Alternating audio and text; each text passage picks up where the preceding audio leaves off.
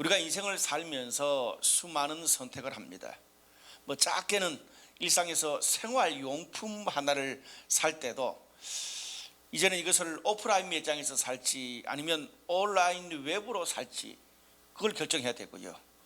또 그 물건을 살 때 어떤 브랜드를 살지도 선택을 해야 합니다.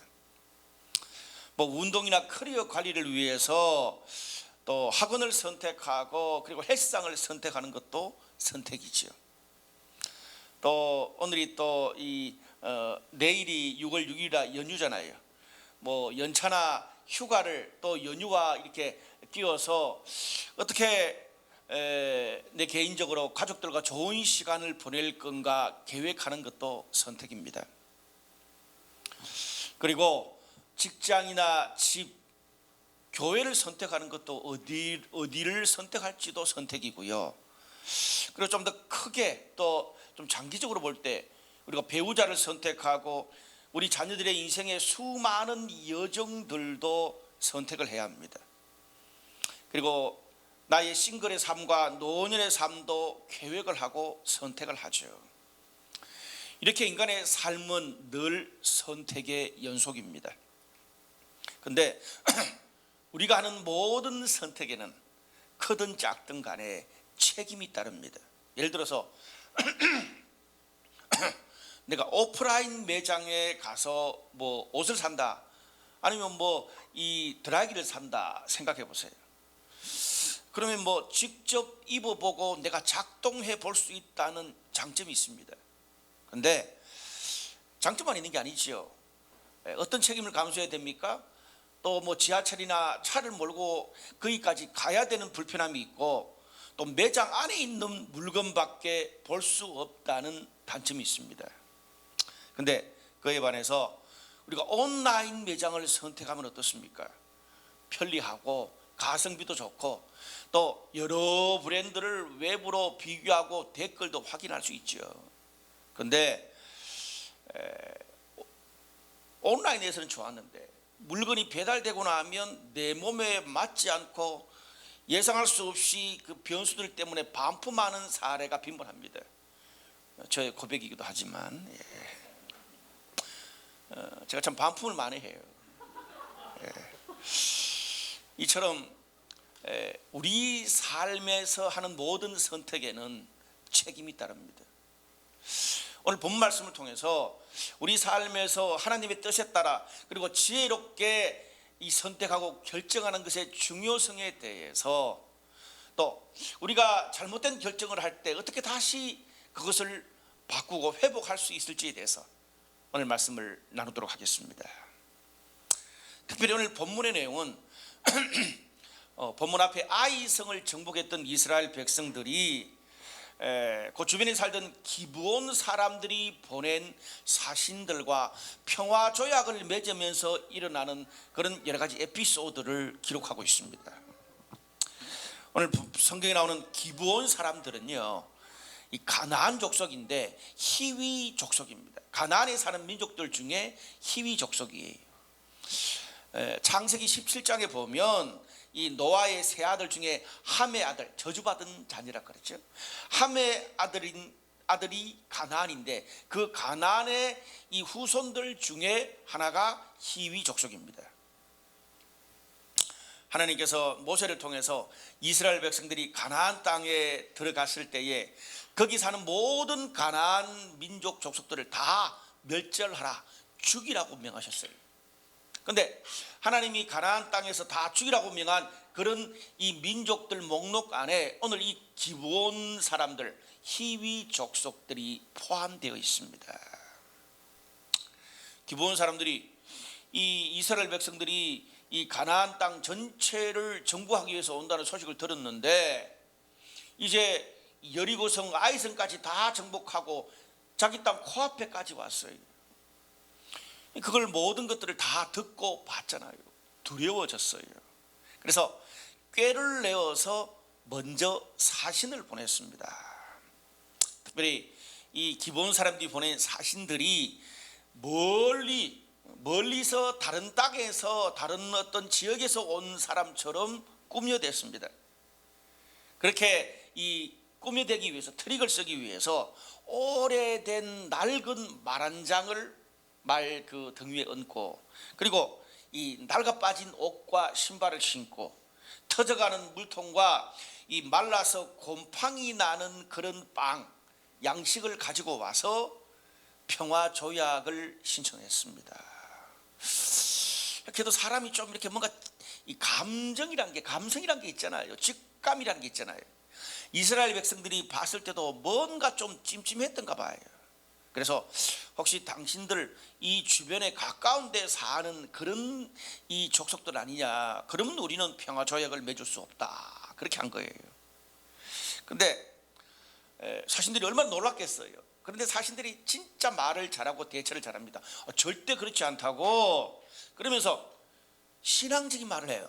우리는 당신들의 하나님 여호와죠, 당신들의 하나님의 이름을 들었고, 그리고 멀리서 왔다. 그리고 당신들의 하나님이 그 세계 최고 강국인 이집트에서 어떤 기적을 베푸셨는지도 들었다. 그리고 이스라엘 백성들이 지금까지 여러 민족들을 다 쳐부수고 가나안 땅에 들어와서도 여리고 아이성까지 다 쳐부셨다는 것을 듣고 봤다 이야기를 한 거예요. 무슨 말입니까? 이제는 이스라엘 백성들이 하나님을 믿는 사람들이니까 대놓고 하나님의 이름과 이스라엘 백성들이 승리했던 간정까지 그들이 읊기 시작했습니다. 그러면서 우리가 멀리서다 보니까 보십시오, 우리가 타고 온 말과 모든 가재 도구와 양식까지 이렇게 다 낡고 곰팡이 폈지 않습니까? 눈에 보이는 증거까지 제시했어요. 뿐만 아닙니다. 그러면서 우리가 당신들의 종이 되겠습니다. 히브리어 원어 성경을 보면 이들이 굉장히 외교적으로 정말 낮은 자세로 이야기를 하고 있는 것을 볼 수 있습니다. 우리가 당신들의 종이 평생 되겠다 그러면서 이스라엘 백성을 높여주고 자신들은 낮추면서 외교적으로 탁월하고 매너 있게 말하고 처신했습니다. 그리고 이스라엘 백성들이 묻는 그런 질문에 집요하게 준비해서 다 정말 청상유수 같이 답변을 했어요. 특별히 제가 현대어 성경으로 좀 읽어드릴게요. 14절에서 16절. 이 사신들이, 기브온 사신들이 그렇게 하니까 어떤 일이 벌어졌냐, 여호수아와 백성의 지도자들은 그들이 가져온 음식을 조사해보고 이 문제에 대해서 여호와께 물어보지도 않은 채 곧 기브온 사람들과 평화 조약을 맺고 그들을 이스라엘 백성과 함께 살 수 있도록 허락해 주었다.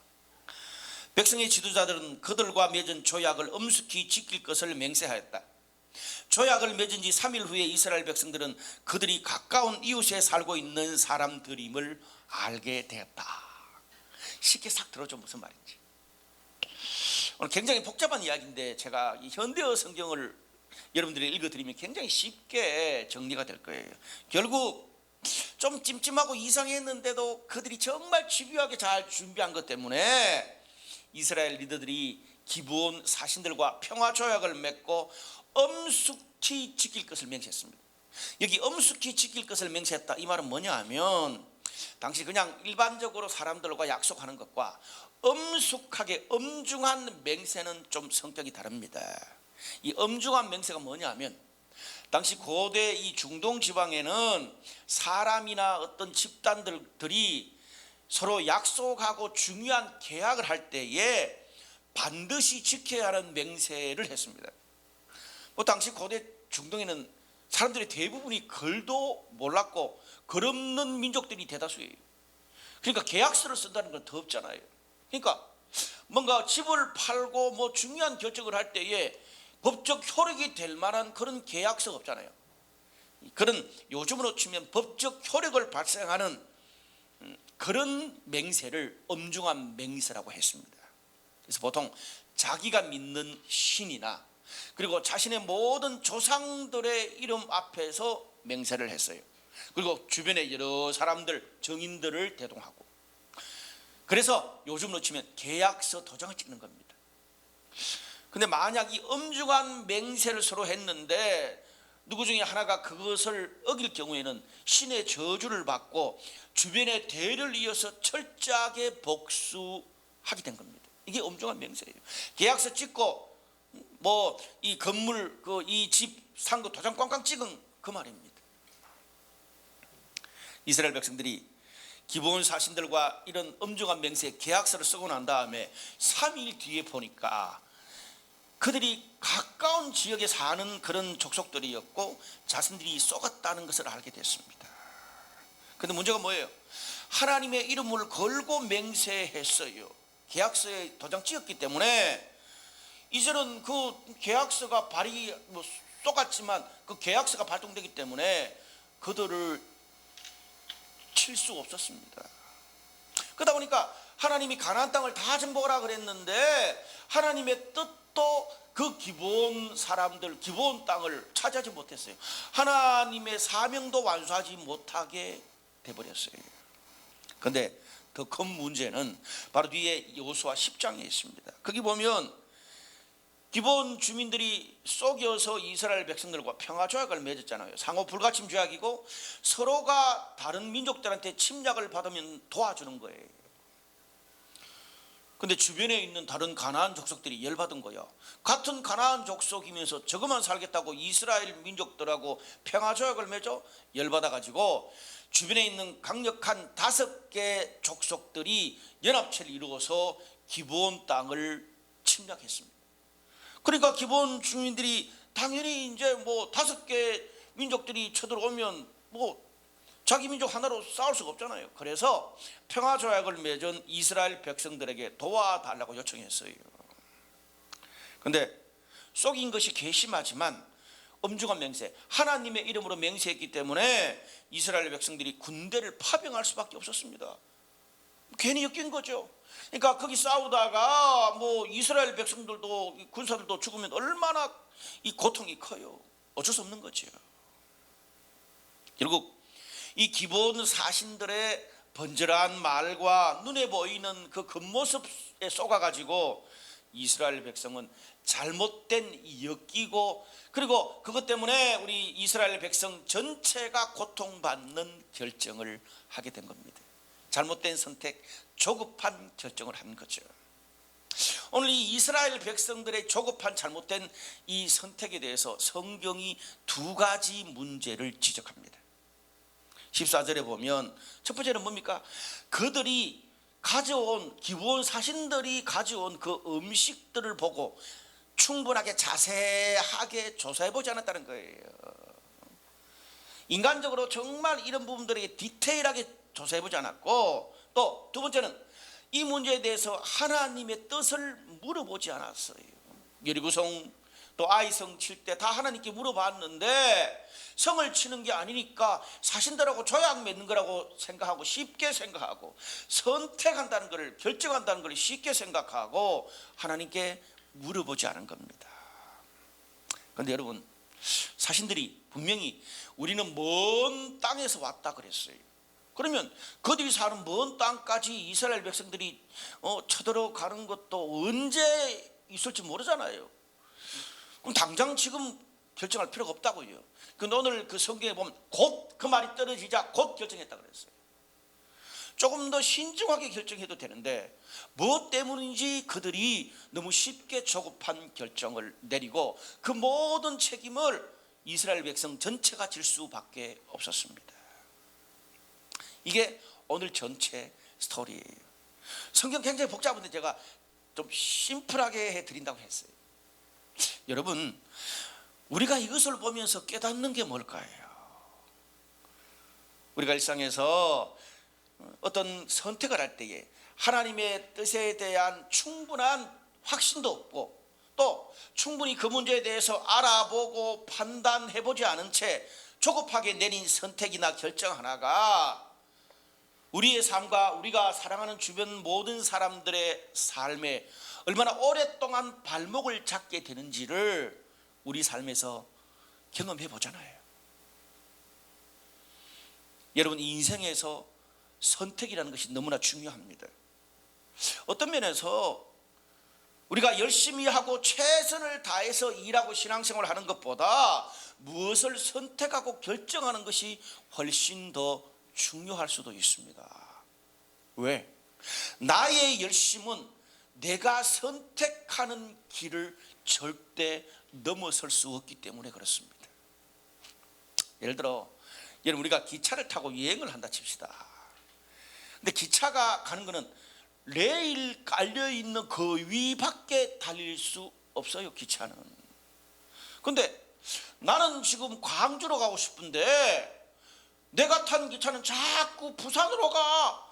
왜 자꾸 부산으로 가는 거야? 아무리 문제를 제기하고 그 안에서 그 기차의 여정을 바꾸려고 노력한들 무슨 소용이 있어요?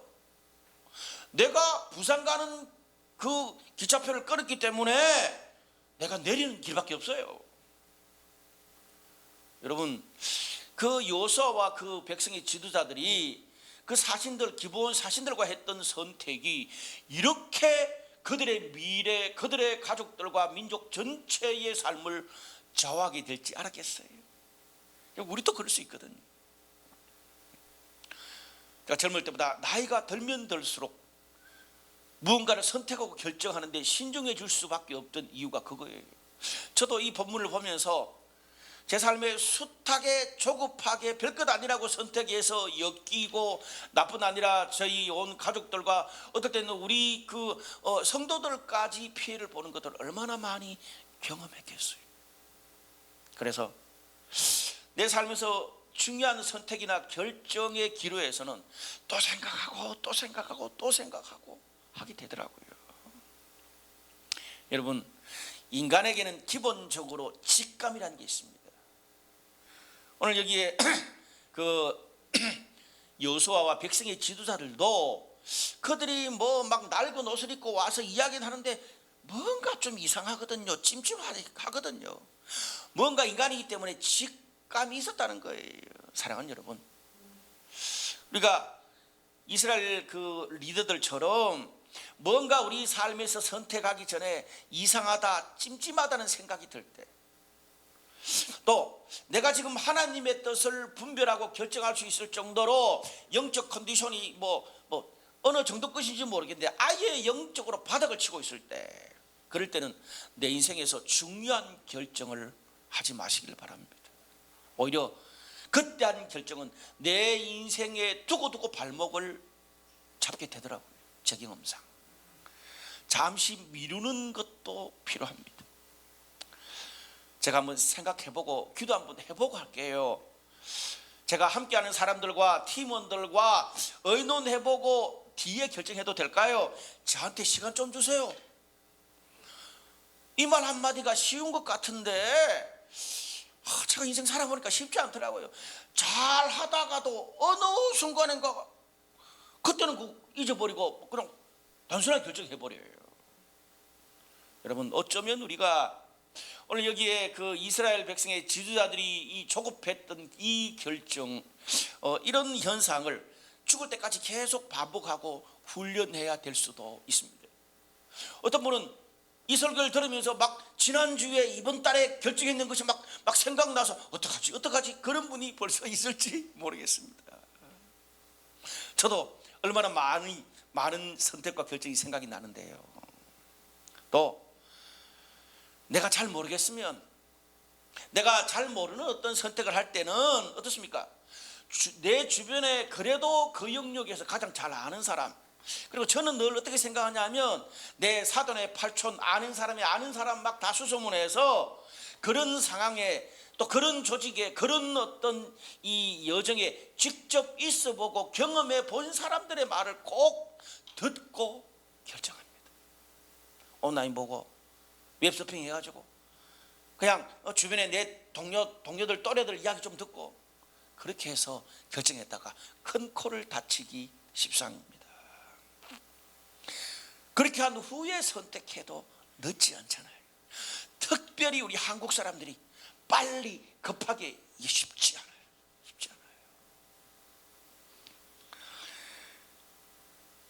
그런데 오늘 이스라엘의 지도자들도 그랬어요. 처음에는 의심했어요. 좀 기다려야 되는 거 아닌가 그렇게 한 거예요. 그래서 물어봤어요. 여호수아가 어떻게 너희들 어디서 왔냐까지, 어떤 민족이냐까지 물어까지 봤어요. 그런데도 왜 횟가닥 넘어갔어요? 그들이 낡은 의복, 신발, 곰팡이 난 이 빵과 그리고 그 모든 부대들을, 그 증거를, 눈에 보이는 증거를 다 보여주니까 좀 찜찜하면서도 섣불리 결정해버린 거예요. 홀가닥 넘어가가지고. 무슨 말입니까? 우리가 쓰는 일상의 용어로 말하면 그 사람을 인격으로, 그 사람을 삶에서 인격으로 충분히 겪어보고 검증해 보지도 않은 채 그 말과 겉모습과 재물과 학벌과 과거에 대학 시절에 교회 회장했다는 그 증거를 보여주니까 거기에 넘어가서 쉽게 동행을 선택하고 동력을 선택하고 동업을 선택해 버리는 거예요. 특별히 우리 크리스찬들은 지금 비즈니스인데, 장사인데, 그런 중에 갑자기 하나님, 신앙, 교회 덜먹거리면 나도 모르게 마음이 더 활짝 열려버리잖아.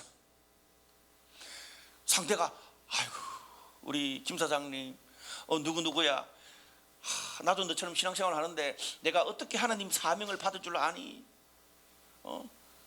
우리가 기도하는 회사고 이 사업을 통해서 선교하고 하나님의 종이 되겠다고 내가 말씀하셨고 우리도 그렇게 신을 위해서 기도하고 있다느니 내가 이 일하면서 얼마나 고통 속에서 연단을 받고 하나님의 일하심을 경험했느니 그런 간증을 막 해. 지금 여러 업체들 중에 하나인데 계약해야 될, 여러분 그런 것은요 셀 모임에서나 할 이야기고, 내가 지금 프로젝트를 진행하고 PPT를 지금 어필을 해야 되고 계약하고 장사하고 사업하는데 그런 걸로 판단해서는 안 된다는 말이에요. 오늘 여러분 우리가 과거에 지금 많이 달라졌어요. 한 20년, 20, 30년 전만 해도, 제가 여러분 나이 때만 해도 이 한국 교회가 막 정치 선거할 때에, 얼마 전에 지방 선거도 있었지만 장로님이고 권사님이고 집사님이라 그러면 막 찍어줬잖아요. 근데 신앙생활 안 하는 사람들보다 훨씬 더 타락했고 훨씬 더 비리가 많아. 여러분 정말 저 사람이 신실하다, 신앙이 좋다는 본인이 내가 이야기해야 되는 게 아니라 그와 함께 비즈니스를, 정치를 같이 경험했던 사람들이 다 겪어보고 난 다음에 그렇게 해야 되는 거예요. 근데 내가 대놓고 내 신앙이 어떻고 저떻고 하는 것은 먼저 해야 될 얘기가 아니죠. 여러분 일은, 비즈니스는요 신앙의 간증으로 되는 게 아니라 제품으로, 실력으로, 서비스로 지속적인 이 약속과 신뢰를 보여줘야 되는 거예요. 신앙도 마찬가지입니다. 말과 간증으로 평가할 게 아니라 그 사람을 함께 셀을 해보고 겪어봐야 신앙을 알아요. 예배 때 와서야 한 주 동안 어떤 짓을 하더라도 와서 할렐루야, 안녕하세요, 형제님, 자매님, 누가 못해요? 여러분 우리가 사는 이 현재의 삶은 과거를 비추는 거울입니다. 과거에 내가 좋았다, 좋아요. 근데 현재도 중요합니다. 지금 현재 우리의 삶은 과거를 비추는 거울이고 미래를 비추는 거울이에요. 여러분 우리가 오늘 이 본문의 이스라엘 리더들의 실패를 보면서 우리가 깨달아야 될 게 뭡니까? 인간이 그렇게 쉽게 빨리 변하지 않는다는 거예요. 하나님의 구원은 어느 날 갑자기 일어날 수 있습니다. 그런데 구원받은 하나님의 백성들의 성숙한 삶, 성숙한 말과 행동은 겪어야 될 연단과 변화의 과정을 충분히 다 겪고 난 다음에 찾아오는 것입니다. 그걸 잊지 말아야 돼요. 과거에 한 몇십 년 전에, 또 몇 년 전까지만 해도 막 한국사에서 정말 대도 누구누구 아주 유명한 그런 정치가나 그런 유명한 사람들 집을 터는 그런 큰 도둑이 있었어요, 과거에. 그리고 아주 유명한 조직폭력배가 있었어요. 그리고 여러분도 잘 아는 그런 아주 유명한 그런 코미디언도 있었어요. 이런 분들이 어느 날 갑자기 감옥에서는, 아니면 어느 날 갑자기 회개하고 막 주님 만났다는 간증하고 어느 날 갑자기 목사가 되어버렸어요. 왜 그렇게 빨리 목회자가 되는지 몰라. 그러고 나니까 막 한국 교회가 막 정말 그분들 불러서 간증 집회하고 막 선교 헌금 몰아다 주고 그분들을 스타로 만들었어요. 그런데 불과 몇 년 못 가서 다시 그런 도적질과 조직폭력과 그리고 훈련되지 않은 삶 때문에 가정과 목회가 망가지고 말았어요. 여러분, 인간의 삶은 갑자기 바뀌는 게 아닙니다.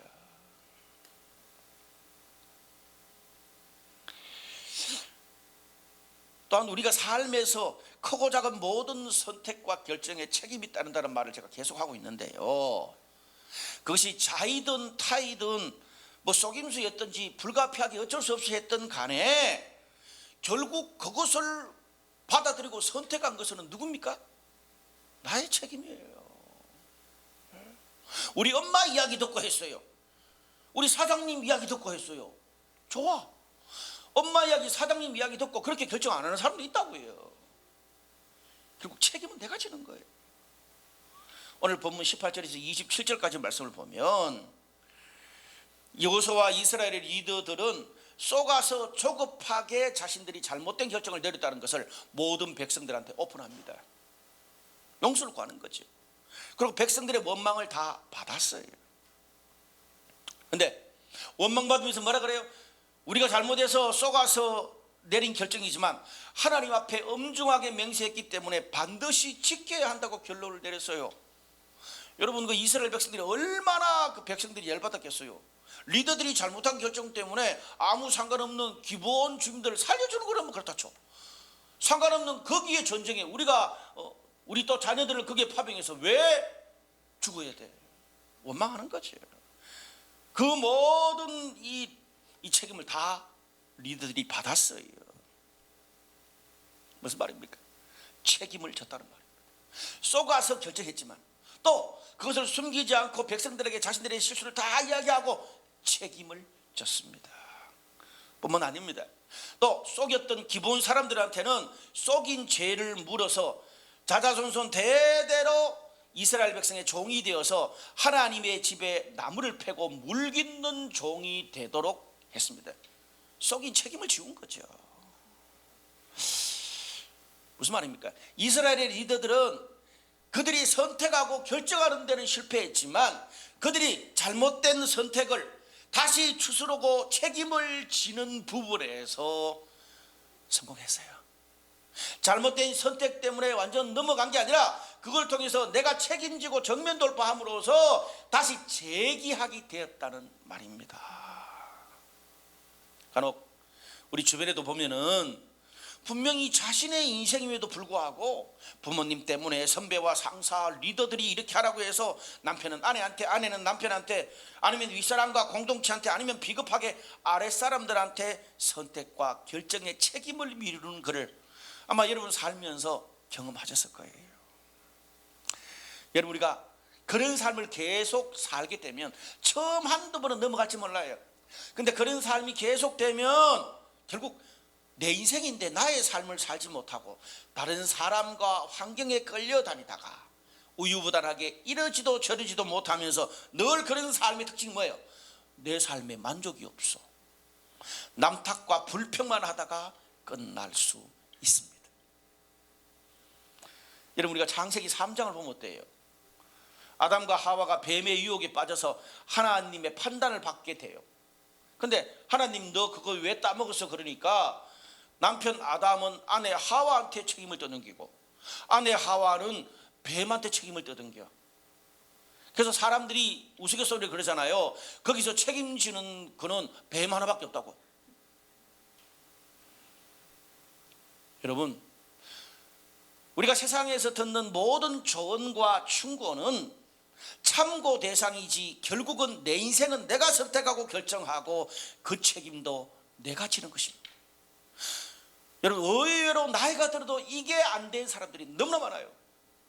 그래서 성경에 결혼할 때 뭐라 그래요? 남자가 부모를 떠나라고 말하잖아요. 그 말 무슨 말이에요? 너의 인생, 너의 신앙을 네가 결정하라는 말이에요.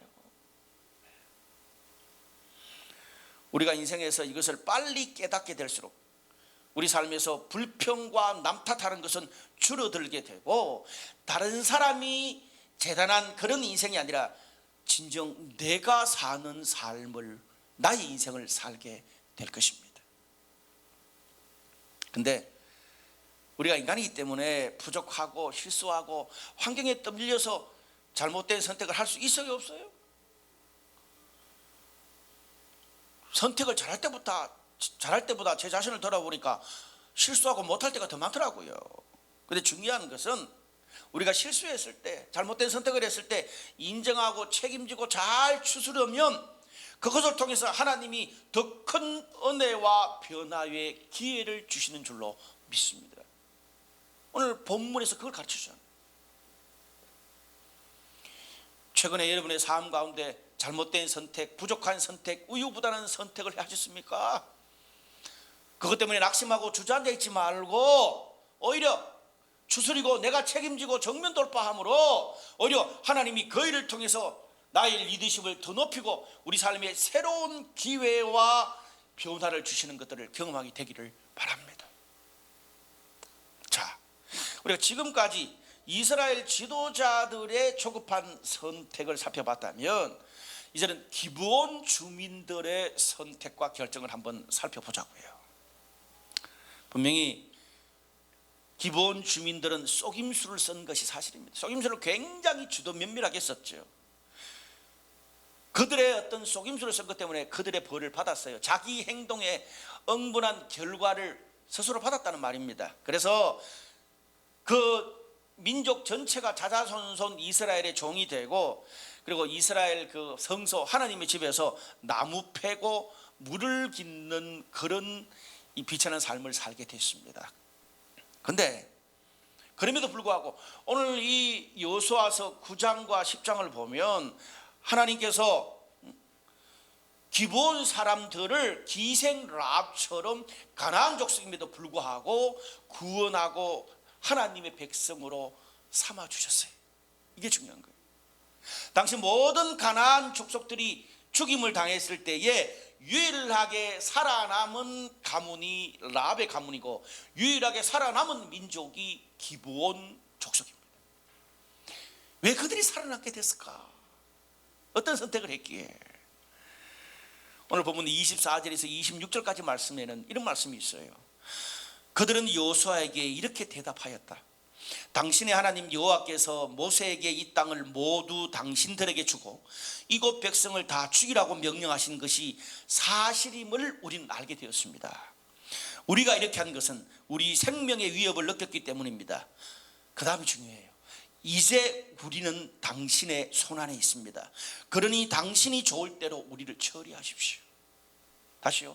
이제 우리는 당신의 손안에 있습니다. 그러니 당신이 좋을 대로 우리를 처리하십시오. 그래서 여호수아는 그들을 보호하고 이스라엘 백성이 그들을 죽이지 못하도록 하였다. 무슨 말이에요?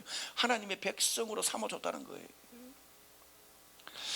여러분, 우리가 여기서 주목해야 될 것은 기브온 사람들이 하나님께서 가나안 땅을 이스라엘 백성들에게 주었다는 것과 거기에 사는 모든 가나안 족속을 죽이라고 명령했다는 것을 어디서 들었는지 정확하게 알고 있었다는 겁니다.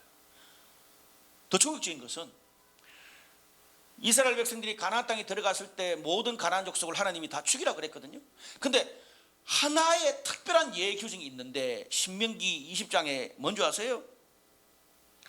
하나님이 죽이라고 명령하신 가나안 땅에 사는 모든 가나안 족속들이 아닌 더 멀리 사는 가나안 족속이 아닌 더 멀리 사는 족속들은 그들이 항복하면 살려주라는 규정을 내렸어요. 그래서 이들이 멀리서 왔다는 이야기를 계속하는 거예요. 여러분, 근데 이거는 정말 이스라엘 백성 내부자들만 아는 정보 아닙니까? 이방 민족인 기브온 주민들이 이걸 어떻게 알았겠어요? 근데 그들이 살기 위해서 집요하게 그 모든 정보를 다 알았고, 그리고 거기에 맞춰 가지고 먼 나라에서 온 사신처럼 꾸며댄 거예요. 속임수가 분명해요. 그러나 그들이 뭐라 그래요? 살기 위해서 너희들이 두려워서 그렇게 했다 그러잖아요. 성경은요, 기브온 주민들의 속임수를 인정하는 게 아니라 기브온 주민들이 살고 싶어서 하나님께 나온 그 집요한 그들의 열정을 높이 평가하고 있습니다. 제일 중요한 게 뭐예요? 뭐라 그랬어요? 우리는 당신 손안에 있습니다. 당신이 좋을 대로 처분하십시오. 하나님의 집에서 나무를 패고 물깃는 종으로 평생 자자손손 살아도 상관없습니다. 여러분, 이게 쉬워요?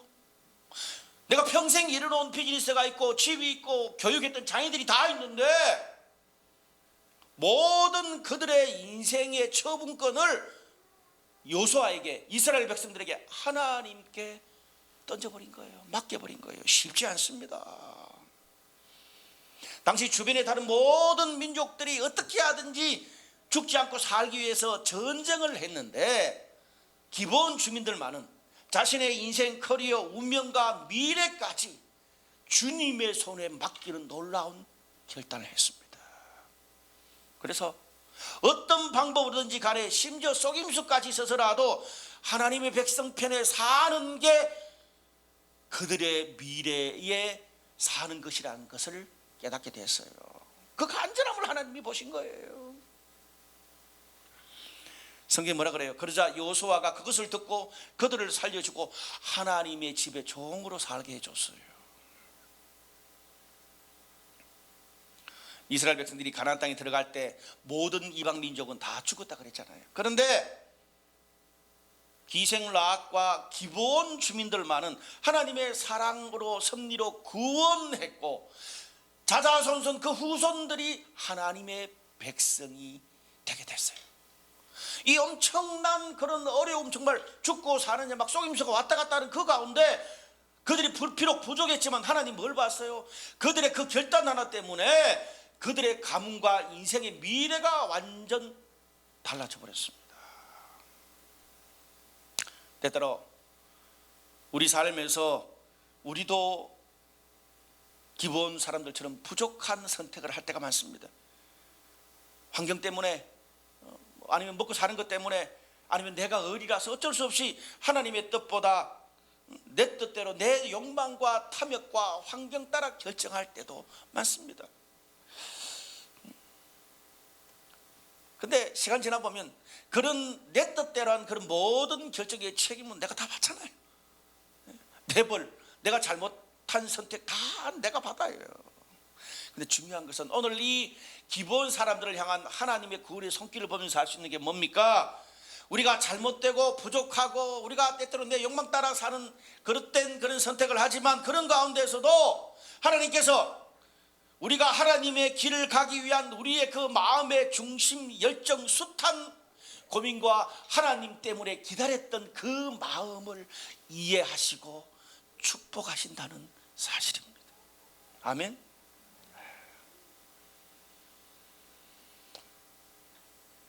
우리가 너무 코너에 몰려서 건강 때문에, 돈 때문에, 자녀 때문에, 아니면 수많은 어떻게 말할 수 없는 그런 것 때문에 그렇게 부족하지만 그런 결정을 할 수밖에 없는 것, 하나님께서 그걸 다 알고 우리의 부족함을 다 덮어서 협력해서 선을 이루고 계시는 것을 우리 삶에서 봅니다.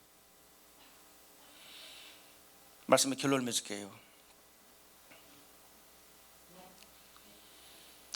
여러분, 놀라운 것은 기브온 사람들이 자신들이 살기 위해서 속임수로 그렇게 했지만 그 책임은 자기들이 받았지만, 그래서 하나님의 집에서 종으로 살았잖아요. 물 길는 자, 나무 패는 자로 살았잖아요. 얼마나 힘들었겠어요. 근데 놀라운 거는 뒤에 가서 하나님의 그들의 그 선한 열정은 축복하십니다. 여러분, 이 시편이 오늘 이 본문과 연결되는데 시편 84편 10절, 주의 성전에서 보내는 하루가 다른 곳에서 첫날을 지내는 것보다 낫습니다. 그러므로 내가 악인들의 집에 사는 것보다 내 하나님의 집에 문지기로 있는 것이 더 좋습니다. 다시요. 주의 성전에서 보내는 하루가 다른 곳에서 첫날을 지내는 것보다 낫습니다. 그러므로 내가 악인들의 집에 사는 것보다 내 하나님의 집에 문지기로 있는 것이 더 좋습니다. 비록 지금 내 삶이 좀 비천하고 종처럼 살더라도 기본 사람들처럼 하나님의 뜻대로 살려고 결단하는 선택 하나가 이후에 내 삶의 미래와 자자손손 가문의 미래를 살렸습니다. 최고의 선택이 된 거죠. 우리 주변에 보면 어떤 사람들은 부귀영화, 그렇게 얻기 원한 부귀영화 다 얻었는데 평생 좋은 선택, 하나님의 뜻대로 선택하다가 어느 결정적인 마지막 순간에 하나님의 뜻이 아니라 내 마음과 내 뜻대로 결정해서 그동안 쌓아 올린 모든 것을 다 잃어버리는 그런 것들을 봅니다. 제가 목회하면서 많이 봤어요. 그건 뭐예요? 그렇게 된다면 나의 부귀영화는 축복이 아니라 저주가 되고 만 거예요.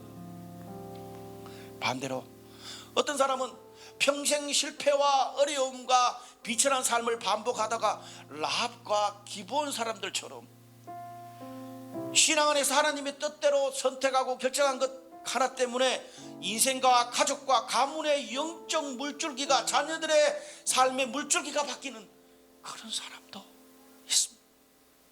그 실패가 아니라 성공이에요. 기브온 사람들처럼 악인들의 사는 곳에 사는 것보다 하나님의 집에 문지기로 사는 게 좋다고 성경이 말하잖아요. 어떤 부모들은, 부모 세대들은 별것 없는 것 같은데 부족한데 하나님 앞에 좋은 신앙의 삶을 살고 보여주고 신앙도 공동체 안에 섬기고 그렇게 꾸역꾸역 살다 보니까 그런 좋은 선택과 본 하나 때문에 자자손손 그 가문의 위대한 하나님의 축복을 가져오는 계기를 마련하는 사람도 있습니다. 사랑하는 여러분, 따라합시다. 선택은 우리의 열심보다 더 중요하다. 선택이 우리의 인생을 결정한다. 오늘 그렇게 하나님 앞에서 하나님의 뜻대로 결정할 수 있는 저와 여러분들이 모두 되시기를 바랍니다.